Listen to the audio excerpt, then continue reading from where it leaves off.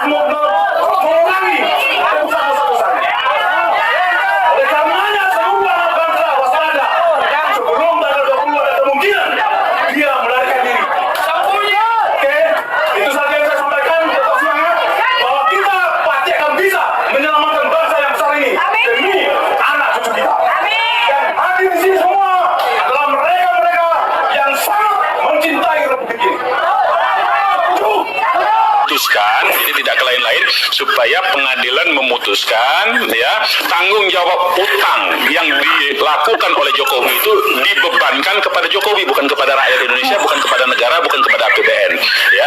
Itu banyak sekali tuh, termasuk utang-utang kereta Cina, kereta cepat Cina ya, macam-macam lah, IKN segala macam ya, yang tadi katanya janjinya tidak ucapannya, kebohongannya itu dia ngomong tidak akan menggunakan APBN, tetapi kemudian ternyata menggunakan APBN. Nah, itu salah satu bentuk saja ya, tapi banyak lagi yang nanti akan di persidangan nanti akan kita bongkar semua bentuk-bentuk kebohongannya itu. Tadi seperti kata Pak Mursalin, itu kalau ditumpuk kebohongannya itu, kalau kata Pak Narko sampai mana Pak? Satu hari dinas ini nggak jelas. Nggak jelas.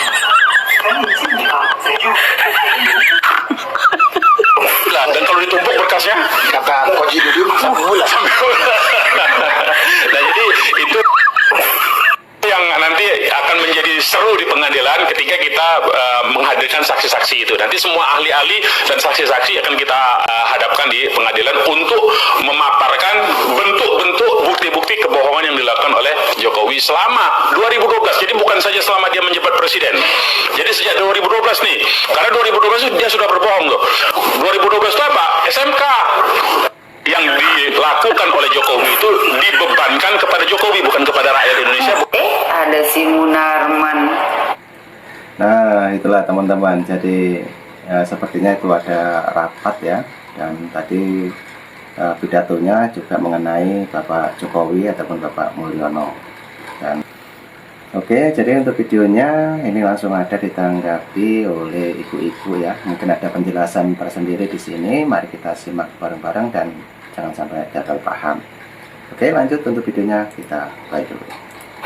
Mantan Sekretaris Umum FPI ya, yang diciduk Densus 88 waktu tahun 2019 kemarin. Udah keluar kau. Kemarin kan kau sekolah tuh 3 tahun. Aku pikir udah tobat kau. Lama kau tak muncul. Tiba-tiba muncul ya kan. Berkumpul dengan orang-orang yang punya penyakit hati, yang punya dendam pribadi ke Pak Jokowi. Mantap ini. Munarman mau menuntut Pak Jokowi ya ke pengadilan. Munarman dan kawan-kawan, Munarman and the gang, dia bilang dia minta pengadilan memutuskan tidak yang ke lain-lain, supaya pengadilan memutuskan tanggung jawab utang yang dilakukan oleh Jokowi itu dibebankan kepada Jokowi, bukan kepada rakyat Indonesia, bukan kepada negara, bukan kepada APBN.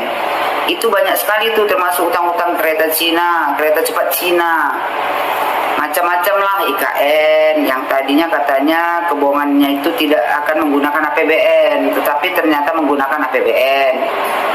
Terus dia bilang lagi, nah itu salah satu bentuk saja, tapi banyak lagi yang nanti akan dipersidangkan sih. Nanti akan dibongkar semua bentuk-bentuk kebohongannya itu.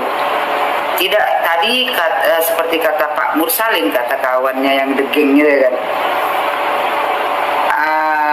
Dia bilang itu kalau ditumpuk kebohongannya itu ya banyak. Kalau kata Pak Narko, kata Pak Kumis sebelahnya ya kan, itu kalau ditumpuk kebohongannya itu ya nggak bisa dijelaskan satu hari. Kalau ditumpuk berkasnya itu sampai ke bulan, kata Bapak Kumis ini. Jadi itu yang akan nanti menjadi seru di pengadilan ketika kita menghadirkan saksi-saksi. Nanti semua ahli-ahli dan saksi-saksi akan kita hadapkan di pengadilan untuk memaparkan bentuk-bentuk bukti-bukti kebohongan yang dilakukan oleh Jokowi selama dari tahun 2012, kata dia nih Pak Jokowi berbohong ya kan, sampai selesai masa jabatan Pak Jokowi. Mantap kali Munarman nih Pak. Kupikir kau udah insap Munarman, rupanya makin parah ya kan. Kupikir kau makin pintar sekolah 3 tahun, rupanya kau makin bengak. Kau bilang ya kan, itu semua utang negara ya yang untuk pembangunan di seluruh rakyat, di seluruh negara Republik Indonesia ini mau kau suruh Pak Jokowi bayarnya. Ya, kalau Pak Jokowi bayar utang itu secara pribadi, berarti seluruh pembangunan di negara Republik Indonesia ini ya kayak jalan yang dibangun Pak Jokowi itu berarti milik Pak Jokowi. Keren lah, ya kan? Terus berarti kayak smelter yang dibangun itu berarti punya Pak Jokowi semua. Kereta api cepat itu berarti itu punya Pak Jokowi pribadi lah, kalau Pak Jokowi yang bayar. IKN berarti punya Pak Jokowi. Terus Mandalika yang lagi keren sekarang itu kan, ada motor GP itu kan dibangun Pak Jokowi, itu berarti itu punya Pak Jokowi juga. Mantap lah Pak Jokowi, jadi orang nomor 1 terkaya dunia Pak Jokowi. Kalau dia yang punya jalan semua di Indonesia ini, mantap. Kan kau suruh Pak Jokowi bayar utang. Utang itu kan dipergunakan Pak Jokowi kan untuk pembangunan di negara Republik Indonesia ini. Berarti semua pembangunan di negara Republik Indonesia ini punya Pak Jokowi, kalau Pak Jokowi yang bayar utangnya. Terus jangan lupa kau ya, Freeport kan kemarin waktu sebelum Pak Jokowi ambil itu kan cuma 9%. Sekarang kan udah 51%. Berarti 42% punya Pak Jokowi lah. Kan Pak Jokowi yang ambil. Rokan, Mahakam itu berarti punya Pak Jokowi. Keren kan Pak Jokowi? Kalian ini ya barisan sakit hati, ya kan? Punya dendam pribadi sama Pak Jokowi, mencari-cari kesalahan Pak Jokowi, ternyata tak dapat juga.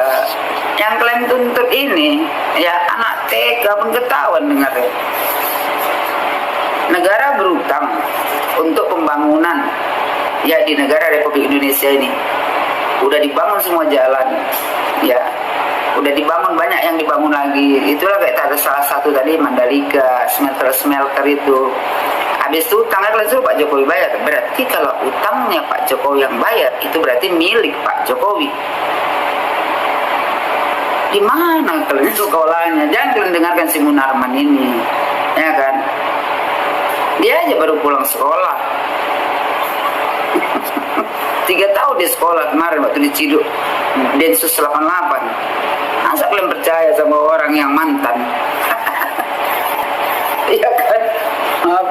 Sampai segitunya sakit hatinya. Munarman, jangan lupa juga kau. Bukan cuman presiden itu bukan cuman Pak Jokowi aja punya utang. Kau tagih juga nanti sama presiden-presiden sebelumnya. Mereka juga meninggalkan utang. Kan nggak mungkin utang orang itu Pak Jokowi yang bayar. Masa utang orang itu kau limpahkan ke Pak Jokowi? Kau tagih juga sama orang tuh. Nanti kau tuntut juga presiden-presiden sebelumnya untuk bayar utangnya juga. Baru fair. Betul nggak? Nah, Munarman, mantan sekretaris FPI yang dulu terlihat garangnya kan, itu di acara televisi dengan lantangnya menyiram muka orang dengan air waktu acara di televisi. Terakhir disikat sama Densus 88. Ya, buat kalian para pembenci, tobatlah kalian. Umur kalian ini semua udah maghrib, ya kan? Buang penyakit hati. Coba kalian tengok dulu apa yang sudah dibangun Pak Jokowi untuk negara Republik Indonesia ini.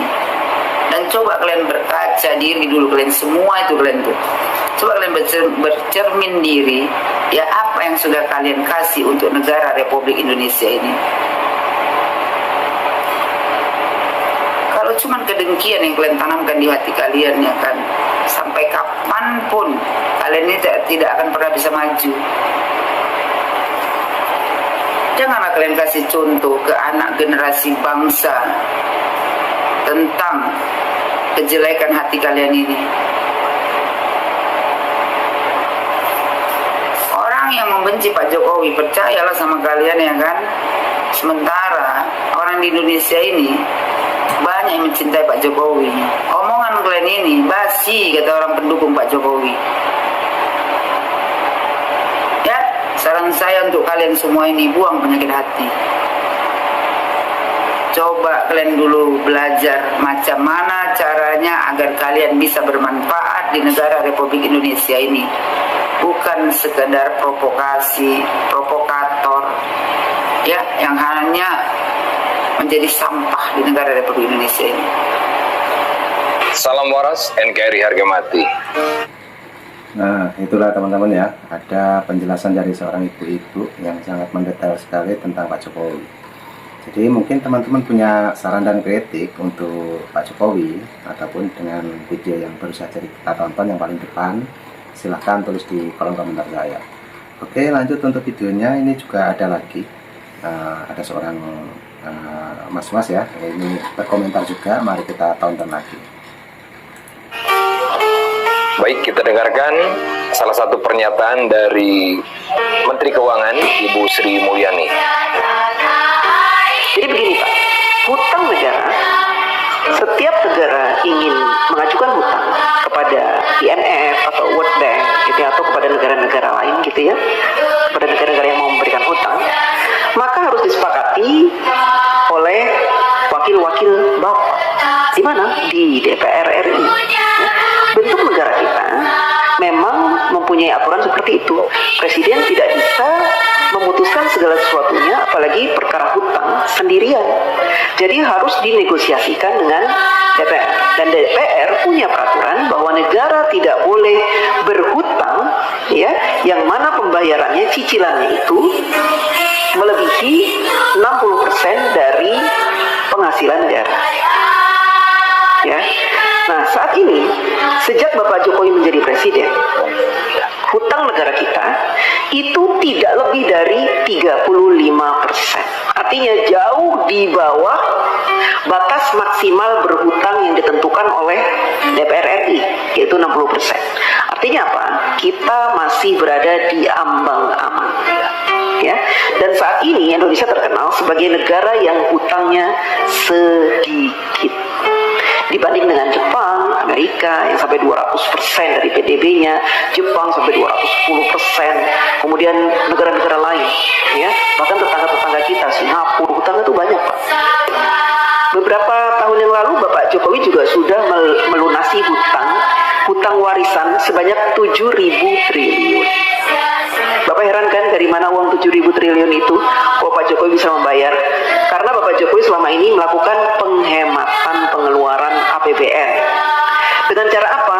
Dengan cara tidak menggunakan APBN untuk pembangunan negara.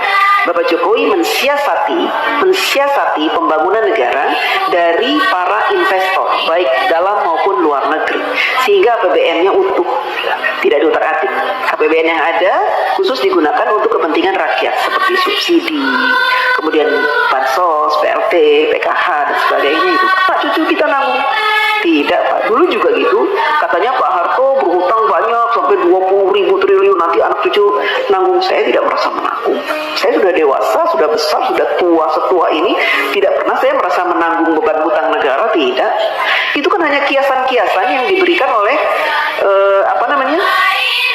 orang-orang yang membenci pemerintah. Ya, apalagi sekarang pemerintah sudah membuka banyak sekali lowongan dengan dibukanya smelter, proyek-proyek hilirisasi. Itu akan membuka ratusan ribu lowongan pekerjaan, Pak, buat bangsa Indonesia, dan itu akan menjadi penghasilan yang akan dinikmati dan sehingga kita tidak dibebani oleh hutang itu, hutang negara dari dibebani, Pak. Jadi Bapak jangan sok tahu. Sudon pembenci pemerintah, termasuk ada demo mahasiswa yang sekarang lagi rame-ramenya turun ke jalan. Anda atas nama siapa? Mengatasnamakan rakyat mana? Kalau Anda berpikir dengan otak cerdas, mungkin adik-adik hanya mengenyam periode pemerintah Jokowi atau dari zaman Pak SBY. Anda lihat lagi, kalau bisa kita membedakan dari zaman Bung Karno, Soeharto, Habibie, Gus Dur, Megawati, SBY, dan terakhir sekarang periode Pak Jokowi. Utang negara itu adalah warisan. Dan alhamdulillah tadi itu dinyatakan oleh Ibu Sri Mulyani bahwa tahun kemarin 2023 itu negara sudah melunasi hutang warisan sebesar 7.000 triliun. Jadi nggak usah khawatir. Termasuk gembor-gembor sekarang adili presiden. Barang buktinya apa? Kalau disampaikan Anda, dinasti ya. Dan seluruh para pendemo termasuk otak-otak yang tidak pro pada pemerintah, yang anti pemerintah, yang selalu menghujat pemerintah. Kalau menurut otak waras, dinasti itu begini. Woi, kamu anak saya nih, jadi wakil presiden ya, langsung jadi tanpa dipilih oleh rakyat. Sekali lagi, kedaulatan masih ada di tangan rakyat, dan demokrasi masih dijunjung tinggi. Antara keputusan MK meloloskan saudara Gibran menjadi wakil presiden atau putra-putra yang lainnya lolos diusung untuk jadi pilkada, sekali lagi dipilih oleh rakyat. Rakyat nggak seneng, nggak suka, nggak bakalan jadi. Isu kemarin kecurangan, mana buktinya? MK tidak bisa menunjukkan, cacat hukum, karena itu rekayasa kembali dari kubu yang anti pemerintah. Apalagi sekarang ya tadi Ibu Banteng menyatakan bahwa war-war segala macam hanya bansos digunakan sebagai alat untuk berpolitik. Rakyat kecil udah merasakan. Bahkan tadi negara Indonesia termasuk negara yang terbaik pemulihan ekonomi setelah COVID. Bisa menekan inflasi 2,5%. Anda lihat lagi, buka mata lebar-lebar deh yang suka demo gitu. Dinasti di mana? Antara ditunjuk ini tuh dipilih lagi kan, dirangkul lagi kan oleh para ketua partai, bukan keinginan presiden. Sekali lagi hati-hati. Anda mengatasnamakan rakyat. Rakyat mana? Rakyat masih bisa mencintai presiden yang sekarang, Pak Jokowi. Anda lihat lagi nih, pembangunan di daerah dibanding dengan presiden yang terdahulu. Dari Sabang sampai Merauke, mulai prasarana jalan tol, akses jalan melalui Irian sampai ke pedalamannya. Presiden mana yang pernah turun? Anda buka lagi mata lebar-lebar. Dulu pada saat pemerintahan yang dulu, yang namanya bahan bakar di Irian itu per liter 80 sampai 150 ribu kalau lagi dalam keadaan langka. Sekarang sama harganya dengan yang ada di Pulau Jawa dan Sumatera. Jasa siapa lagi? Kemudian pengambilan aset yang dulunya Freeport kita hanya mendapatkan 5%. Orde lama dulu. Sekarang udah hampir 80% dikuasai oleh negara. Caltech udah 100% milik negara. Tapi zaman Ibu Banteng dulu itu aset Indosat saja dijual ke Singapura. Pakai otak waras deh.